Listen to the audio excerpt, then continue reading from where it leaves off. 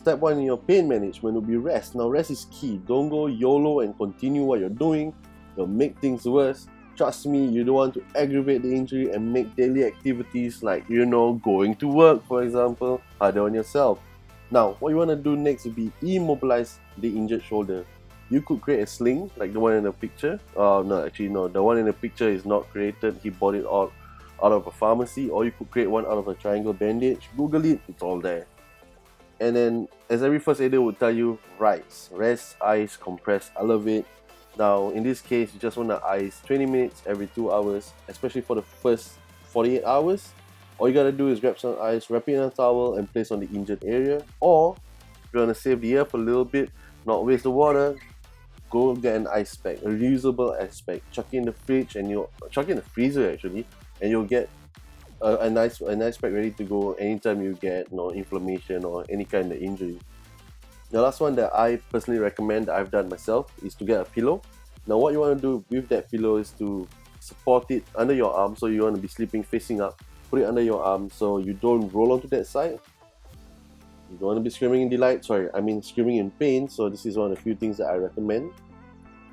Obviously, step 2 is rehab work. You need to get back into things. So a physiotherapist is the one person I would recommend to try and help you regain your range of motion as painlessly as possible.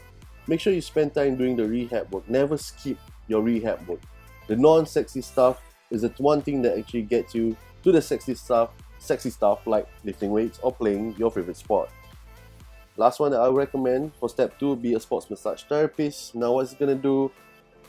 He's gonna understand your injury. He's gonna put his elbow, his hand into you, help you reduce or eliminate scar tissue. Now it would hurt. It would hurt a lot, but it's really good for you, especially if you want to regain your range of motion.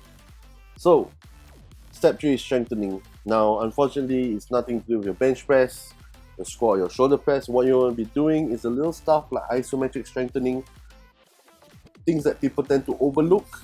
And yeah, so you want to find a physiotherapist or exercise rehab that can help you out right here. Then step 4, which is advanced strengthening, which also falls under prehab stuff, things you should be doing before you actually do your weights once you've recovered. It's strengthening the joint through its full range of motion, especially if you're doing a sport that requires heavy use of the shoulders, whether it's throwing a ball, whether it's swimming, things like this. Okay, now working with someone who is an exercise rehab specialist would benefit you the most at this point, simply because he understands the nature of injuries and how to train someone post-surgery or even post-injury, and where they should start from. And also they're gonna spend time teaching you not to be very focused on pressing movements straight away. And to help you guys out, I will be uploading a series of exercises to guide the injured shoulder groups, the guys like us, alright? So as I was saying, swimming, now sleeping, will get disturbed if you do not put in the effort to rehab your shoulder.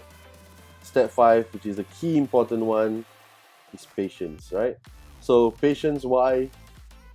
People who tend to rush their rehab programs you see written there will find that re-injury happens faster than they could imagine. Okay, you could do step 1 to step 4 flawlessly, but you need to put time and patience into recovery, or it's gonna take you another 6 months once you recover. Because why? You're gonna get injured again. It's not fun, especially if you push yourself so hard that surgery might be something you have to consider. So take time.